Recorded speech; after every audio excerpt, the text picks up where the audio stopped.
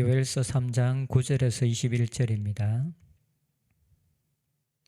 너희는 모든 민족에게 이렇게 널리 선포할지어다. 너희는 전쟁을 준비하고 용사를 격려하고 병사로 더 가까이 나와서 올라오게 할지어다.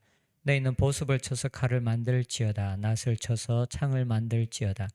약한 자도 이르기를 나는 강하다 할지어다. 사면의 민족들아 너희는 속히 와서 모일지어다. 여호와여 주의 용사들로 그리로 내려오게 하옵소서. 민족들은 일어나서 요사밧 골짜기로 올라올지어다. 내가 거기에 앉아서 사면의 민족들을 다 심판하리로다. 너희는 낫을 쓰라. 곡식이 익었도다. 와서 밟을지어다. 포도주 틀이 가득히 차고 포도주 독이 넘치니 그들의 악이 크미로다. 사람이 많음이여 심판의 골짜기에 사람이 많음이여 심판의 골짜기에 여호와의 날이 가까움이로다. 해와 달이 캄캄하며 별들이 그 빛을 거두도다. 여호와께서 시온에서 부르짖고 예루살렘에서 목소리를 내시리니 하늘과 땅이 진동하리로다.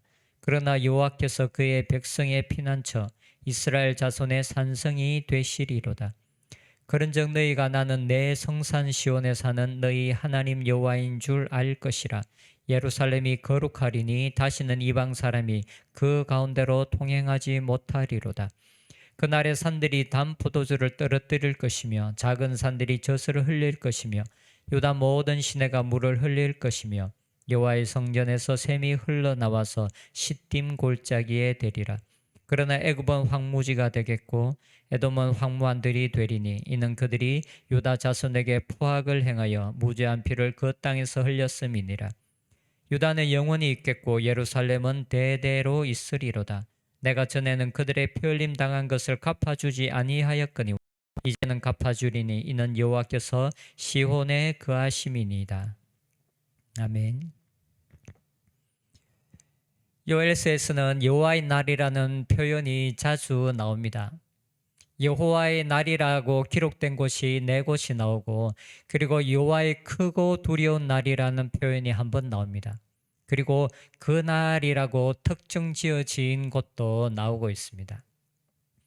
그런데 전반부에 나오는 여호와의 날은 이스라엘 백성들에게 임하는 심판의 날이었습니다.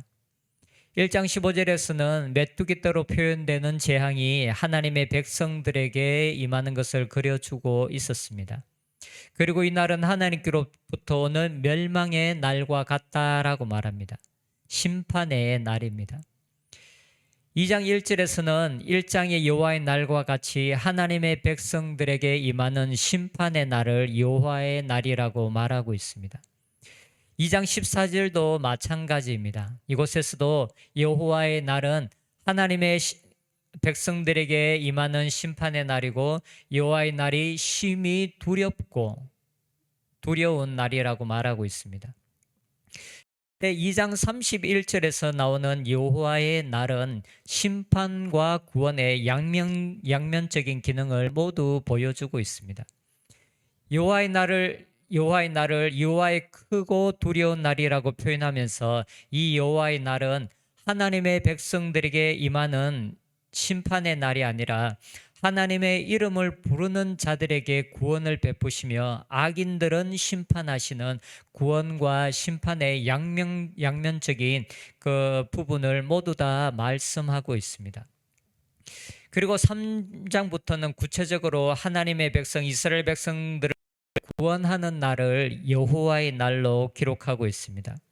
3장 1절에서는 하나님께서 유다와 이스라엘을 회복시키시는 날입니다. 구체적으로 사로잡힌 곳이 어디인지 정확하게 나타나지는 않지만 이스라엘의 회복을 말씀하고 있는 그 날을 여호와의 날이라고 말하고 있습니다. 그리고 마지막으로 3장 14절에서는 심판의 골짜기에 하나님의 백성들을 대적했던 열국을 모아서 심판하는 날, 곧 하나님의 백성들을 대적하는 자들을 심판하는 날을 여호와의 날이라고 묘사하고 있습니다. 이렇게 요엘서에서 기록되어진 여호와의 날은 처음에는 하나님의 백성들에게 심판의 날이었으며 그리고 그 이후에 하나님의 백성들에게 구원의 날로 바뀌어집니다. 이렇게 심판의 날이 구원의 날이 될 수 있었던 이유는 그들이 단순히 하나님의 백성, 하나님께서 선택하신 선민이었기 때문이 아닙니다. 그들에게 심판의 날이 구원의 날이 될 수 있었던 이유는 그들이 하나님의 이름을 불렀기 때문입니다. 2장 31절 32절에 보면 여호와의 크고 두려운 날이 이르기 전에 해가 어두워지고 달이 핏빛같이 변하려니와 누구든지 여호와의 이름을 부르는 자는 구원을 얻으리니 이는 나 여호와의 말대로 시온산과 예루살렘에서 피할 자가 있을 것이며 남은 자 중에 나 여호와의 부름을 받을 자가 있을 것임이니라. 여호와의 날은 심판의 날이기도 하며 구원의 날이기도 한데 어떤 사람들에게 구원의 날이 되는지 분명하게 말씀하고 있습니다. 곧 여호와의 이름을 부르는 자들에게 구원이 있다라고 명확하게 말씀하고 있습니다. 그리고 또한 이 여호와의 날은 모든 사람에게 임하는 것이 아니라 하나님을 의지하고 하나님의 이름을 부르며 하나님을 경외하는 구약 전체 속에서 나오는 남은 자들 사상이라고 말하는 남은 자들, 하나님을 의지하고 경외하는 자들에게 구원이 있을 것이다 라고 말씀하고 있습니다. 요엘 선지자는 하나님의 백성들에게 임하는 심판의 날, 곧 여호와의 날을 선포하면서 1장과 2장에서 애통하면서 하나님 앞에 나오라, 금식하면서 하나님을 찾으라 라고 말합니다. 심판의 순간이지만 하나님은 긍휼이 풍성하신 하나님이시기 때문에 겸손하게 자신을 낮추고 하나님께로 돌이켜 나오면 하나님께서 하나님의 뜻을 돌이키실 것이라고 요청합니다. 13절 14절에 보면 너희는 옷을 찢지 말고 마음을 찢고 너희 하나님 여호와께로 돌아올지어다. 그는 은혜로우시며 자비로우시며 노하기를 더디하시며 인애가 크시사 뜻을 돌이켜 재앙을 내리지 아니하시나니 주께서 혹시 마음과 뜻을 돌이키시고 그 뒤에 복을 내리사 너희 하나님 여호와께 소제와 전제를 드리게 하지 아니하실는지 누가 알겠느냐. 요엘 선지자는 하나님의 긍휼과 자비하심을 의지하여서 하나님께로 나오라고 요청하고 있습니다. 그래서 이 하나님의 요구에 응답하여 하나님께 나오는 자들에게 하나님은 그들을 위해서 역사하시는데 그것이 곧 구원의 날, 여호와의 날이 된다라고 말씀하고 있습니다. 하나님의 백성들에게 임했던 심판으로서의 여호와의 날이 구원의 날이 될 수 있었던 이유는 하나님의 백성들이 하나님의 부르심에 응답하여서 하나님께로 나왔기 때문입니다. 요엘서에서 여호와의 날이라는 이 표현은 요엘 시대 이스라엘 백성들이 살고 있었던 시대, 아니면 지금 우리가 살고 있는 이 시대에 하나님의 일하심이 나타나는, 지금 우리가 현재 살아가고 있는 이 시대에 나타나는 날을 의미하기도 하며, 그리고 또한 한편으로는 마지막 때에 궁극적으로 구원을 주시는 날, 하나님께서 모든 악을 제하시고 하나님의 백성들을 구원하시는 마지막 때를 의미하기도 합니다. 하나님은 지금 우리가 살고 있는 이 시대에서도 하나님의 역사가 일어나서 악인들을 심판하시며 그리고 의인들을 구원하시는 여호와의 날이라고 표현되어지는 그 날이 지금 우리가 살고 있는 이 시대에도 분명하게 일어나고 있습니다. 그리고 그것이 궁극적으로는 마지막 하나님의 심판의 때에 심판과 온전한 구원이 이루어지기도 합니다. 요엘서에서 말하고 있는 이 여호와의 날이라는 것은 지금 우리가 살고 있는 이 현 시대에서도 일어나는 일이며, 그리고 또한 마지막 시대에 궁극적으로 완전하게 이루어질 두 가지 표현을 모두 다 함께 말씀하고 있습니다. 14절에 나오는, 오늘 본문 14절에 나오는 심판의 골짜기는 하나님을 대적하고 하나님의 백성들을 묘사하는 모든 열방에 임하는 심판의 모습을 보여주고 있습니다. 이것은 마지막 때에 있을 것을 묘사하고 있습니다. 그리고 하나님의 승리로 말미암아 하나님의 백성들에게 임하는 풍성함은 영원한 천국을 묘사해 주고 있는 것 같습니다. 18절에 보면 그날의 산들이 단 포도주를 떨어뜨릴 것이며 작은 산들이 젖을 흘릴 것이며 유다 모든 시내가 물을 흘릴 것이며 여호와의 성전에서 샘이 흘러나와서 시딤 골짜기에 대리라.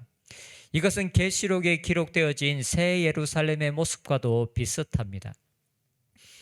여호와의 날은 악에 대한 심판이 이루어지는 날이며 의인들의 의로운 삶에 대해서 보상해 주시는 날입니다. 때로는 이 심판과 보상이 이 땅에서 더디게 이루어지는 것처럼 보여질 때가 있습니다. 하지만 이 땅에서도 분명하게 이 여호와의 날은 이루어집니다. 그리고 또한 우리가 분명하게 잊지 말아야 할 것은 이 땅에서 더디게 보인다고 하고 때로는 이루어지지 않는 것처럼 보여지지만 분명하게 이 심판과 보상의 날이 마지막 심판 때를 피해 갈 수는 분명하게 없다라는 것입니다. 이 날이 이 땅에서 이루어지기도 하며 궁극적으로는 마지막 심판의 때에 이루어지기도 합니다. 하지만 분명한 것은 하나님께서 모든 것을 보고 계시다는 것입니다. 하나님께서 우리들의 삶의 모든 것을 지금 보고 계시다라는 것입니다. 그리고 우리들의 삶에 대한 심판과 보상이 때로는 우리가 살고 있는 이 땅에서 이루어지며 때로는 마지막 그 심판 측에서 분명하게 이루어지는 날이 있다라는 것입니다. 21절에 보면 내가 전에는 그들의 피 흘림 당한 것을 갚아주지 아니하였거니와 이제는 갚아주리니 이는 내가 여호와께서 시온에 거하심이니이다.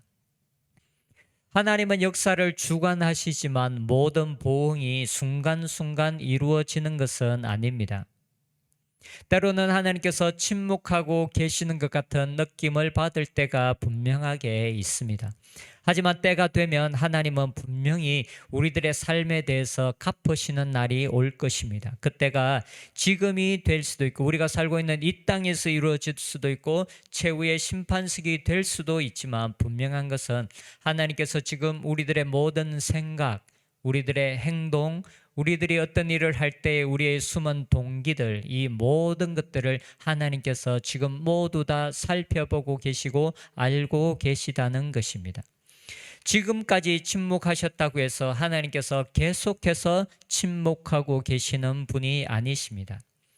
여호와의 날이라고 부르는 심판의 날, 구원의 날이 우리에게 임하는 날이 분명하게 올 것입니다.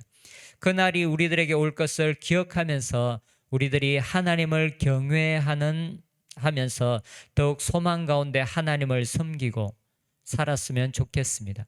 그리고 혹시 우리의 마음에 심판이 우리의 삶 가운데 더디 오기 때문에 악을 행하며 하나님의 말씀 가운데서 벗어나 살고 있는 분들이 계시다면 우리가 그 하나님의 심판의 날이 우리에게 분명하게 있다는 것을 기억하고 요엘 선지자가 말하는 것처럼 하나님께로 돌이키는 은혜가 우리에게 있었으면 좋겠습니다. 그래서 여호와의 날이 우리들에게는 심판의 날이 아니라 구원의 날이 되는, 그리고 그것을 기다릴 수 있는 날이 되는 은혜가 우리에게 있었으면 좋겠습니다. 기도하겠습니다. 하나님께서는 우리들의 모든 생각과 행동들, 지금 행하고 있는 모든 일들 하나님 모두 다 알고 계십니다. 하나님, 우리들의 삶에 대해서 하나님께서 보상하시는 분일 뿐만 아니라 또한 심판하시는 분이시라는 것도 우리가 기억하면서 우리가 하나님을 경외하며 하나님을 의지하며 우리가 하나님의 말씀에서 치우치지 않는 삶을 살게 하여 주시옵소서. 예수님의 이름으로 기도합니다. 아멘.